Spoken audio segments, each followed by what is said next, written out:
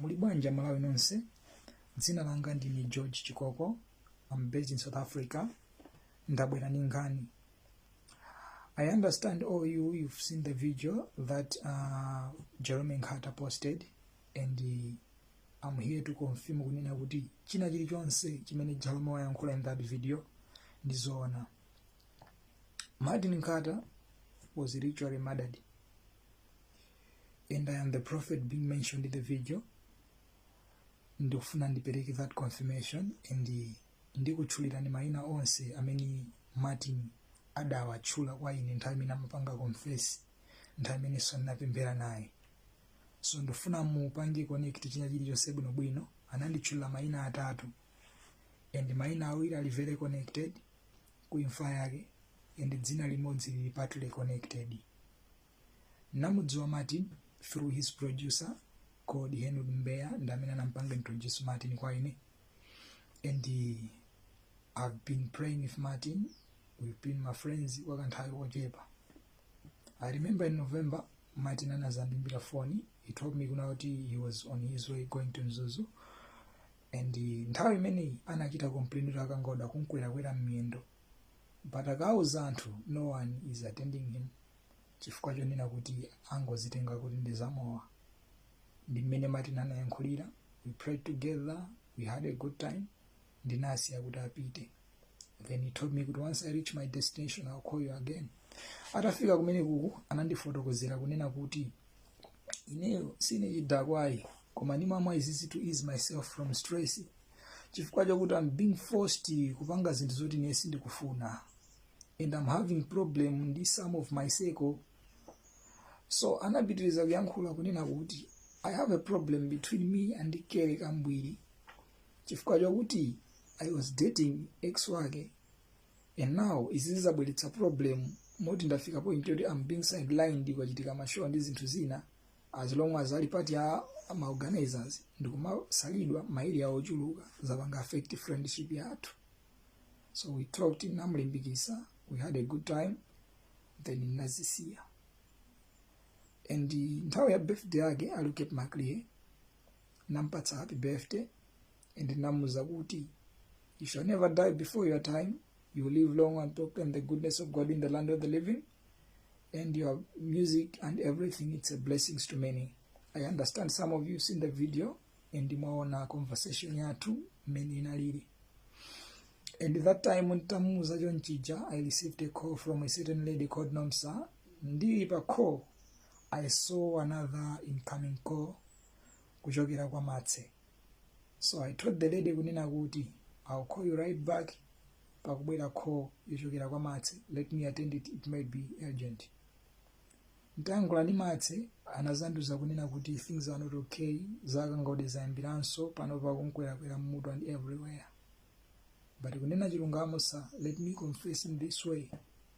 Munthuni, I've been forced to join Satanism kwa kanthawi koma ndimakana. Indi ndinajapo kandalama kena kake kochepa, of which kapangabe ngati kuti kazindipanga full kwambiri pa moyo wanga. Ever since I featured nyimbo ndi Duncan, life yanga is not the same because he keep appearing in my dreams. Ndi mmene anayankhulira, he keep appearing on my dreams. But one day ndizakufotokozerani bwinobwino. Help me in prayers. We prayed together.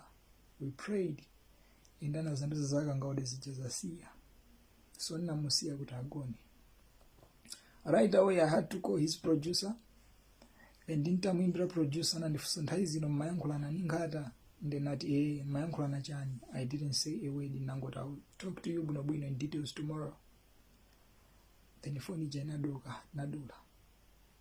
Then itadula ndi kuti ndizigona. Martin called me again. It was around matutu. Atandimbira chimene anayankhula Martin ananena kuti I'm being attacked right now. I'm being attacked. Mobwereza koma anamveka ngati akulira.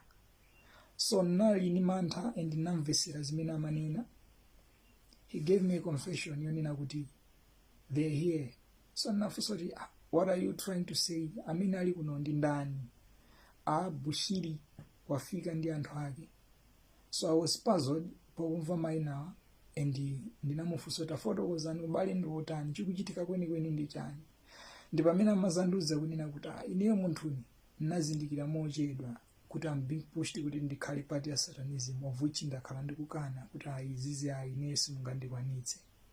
And Duncan is the one behind this, because even tikakhala limodzi physically, he tried to push kuti ndijoine Satanism, but ndimakana.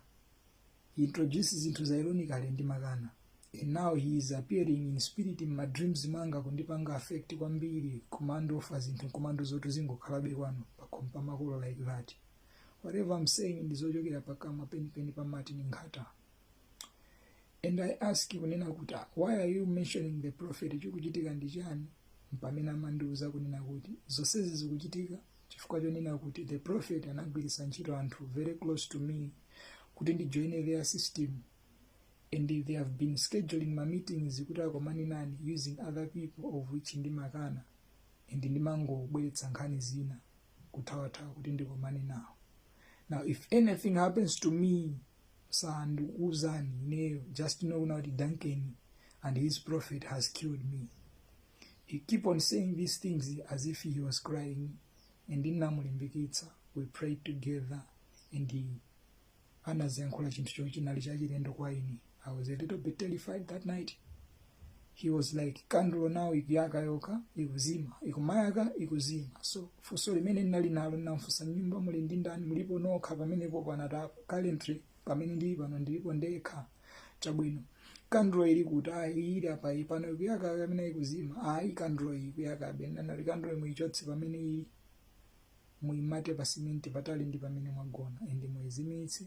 Anapanga zimenezo matse ineyo ndili connected pakho ndikumva kuti ndapanga. Then atazimitsa kandulo, I had a knock pakhomo, and Martin had to left the phone connected kukapanga attend pakhomo. I heard a lady's voice in the background. Then he came back again. We proceeded talking, and kandro jeta zima kandro inaya kasotiki pakho, of which zina ndipatsa mafunso what is really going on and what's happening, chikuchitika ndi chani, God, what is this that day. And matsana kuzanduza kandro chaya kasosa namuza izimisenison, let's pray. And niyosa moyo wanu pamene zinthu zilipo muyenera mulandire Yesu. He accepted Christ, we prayed together, and after that he had to text me but I'm saved. Then namuza kuti mugone, we'll talk tomorrow. Matsana gona.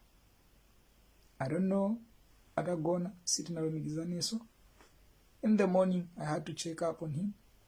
Namuimbira, the phone was out of reach. I had to call his producer, Henod. Ntamuimbira Henod, nafusote, did you talk to Martin this morning? Anati aye. Then it happens pa Facebook, nazaona pa page ya Umata Daily atapanga post kuti Martin wachita ngozi ya moto anthu athamangira naye kuchipatala. I was shocked kwambiri. I ran out of words, but nasiya Mulungu kuti akhale Mulungu. It happens kunena kuti nthawi imeneyi Duncan analali kuno ku South Africa, and nthawi imeneyi imene matsama apya Gwamba analali ku hotel ku Santon. I know you are listening, people, and I know mukupanga court wedding isimene ndikuyankhula mopa Mulungu wakumwamba. Whatever I'm saying chilungamo yokha. And that time Duncan ali ku hotel, analandira phone call kuchokera kwa a prophet Shepherd Bushiri kumuziwitsa kuti Martse kuno wapya.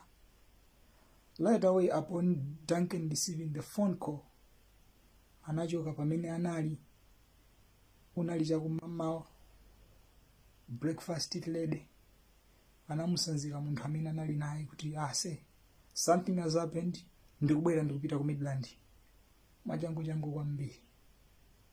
Then he stood up, he left. Ichi chindi chilungamo chokha chimene ndikufotokoza. People, I know you'll be having some questions ochuluka kwambiri. I understand, but whatever I've said now ndi chilungamo chokha. Kuyambira kumayambiro kwa nkhani mpaka kufika nthawi imene phone call imaduka ya Martse ndakufotokozerani ndi pamene anamata kando. ndikugona sindinayankhulenso naye from the morning phase mpaka na ku hotel kumene Duncan anali. Pali masosi ena amene ndinagwiritsa ntchito to find out, and I ended up connecting zonsezi kuti whatever Martin was saying, he wasn't insane. Martin anali ma senses mmoto. It is true, he was murdered. And Duncan knows the truth mu mtima mwake.